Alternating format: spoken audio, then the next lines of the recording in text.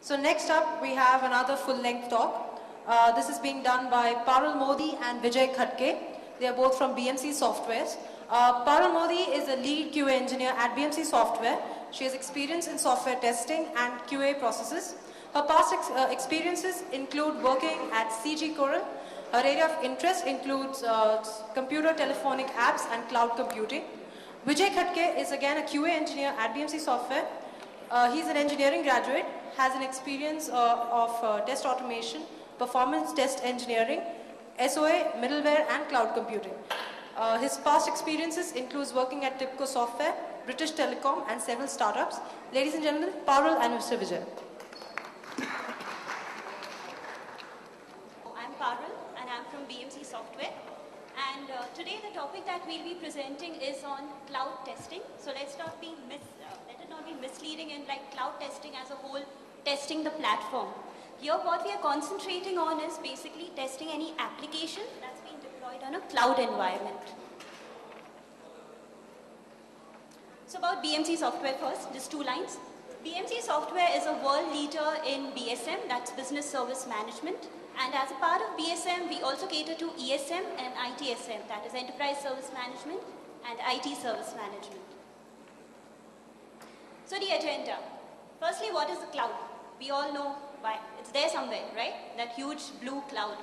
But what is it actually? If you go to Google, you'll get all these technical terms on what cloud is. It's got some servers and you can just access it. And we have SaaS and PaaS and IaaS and things like that. So what is actually the cloud? We'll just cover that. So if you look at a definition here, that's straight from Google and Wiki. Sharing computing resources and no local servers or personal devices to handle application. So what does that really mean?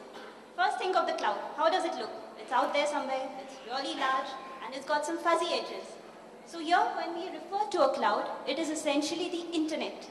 Think of it, it's large, it's vast, it's there, we cannot see it, and nonetheless, it's got some fuzzy edges.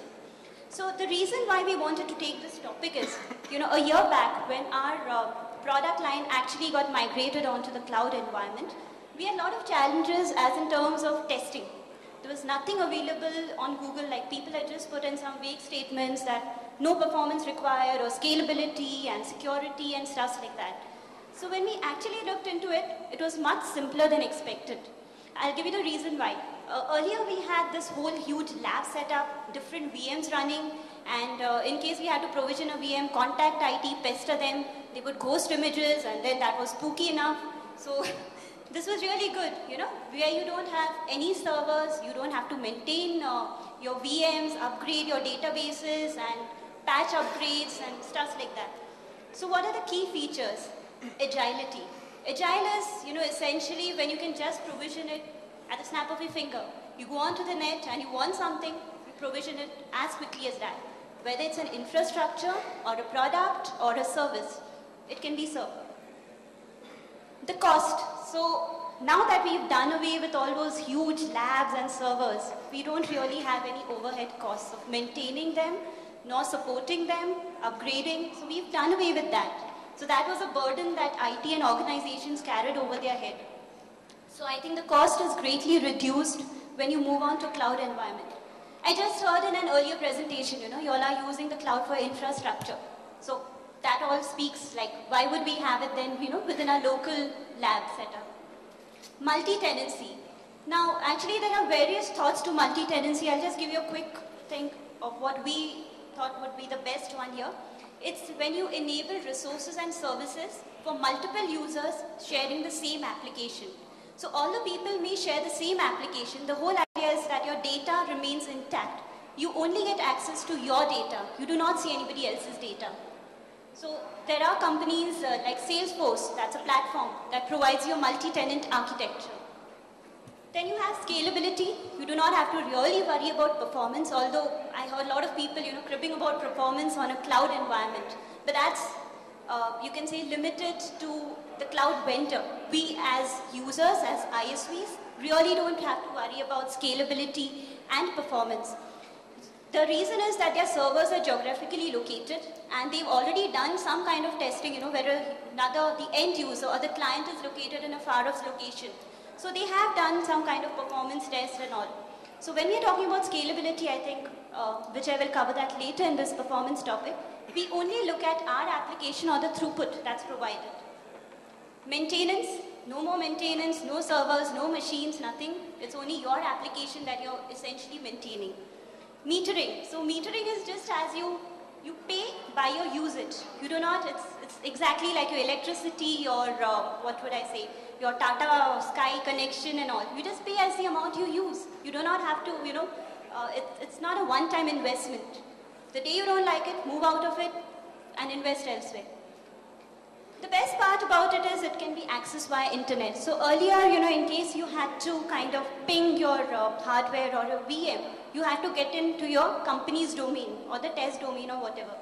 Now in this case, it's in a production environment. When you're on a cloud, you're actually into production environment.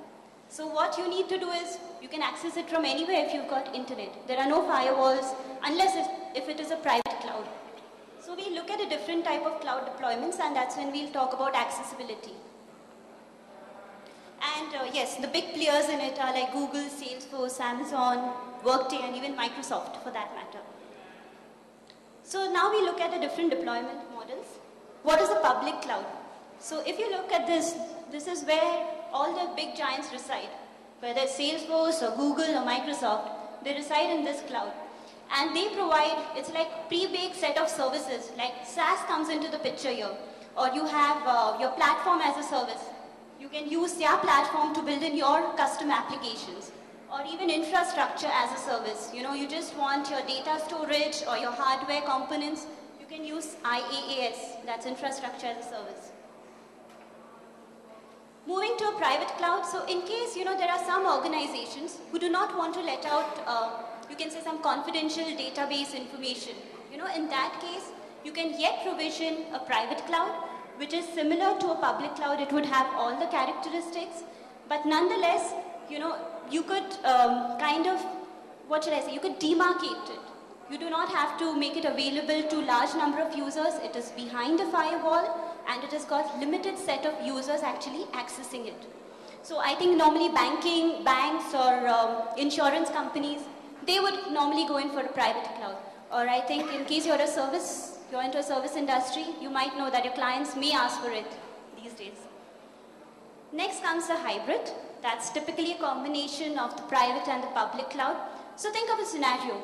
You want to use the infrastructure from a cloud vendor like Salesforce, maybe just their platform, or their data storage component or network or something.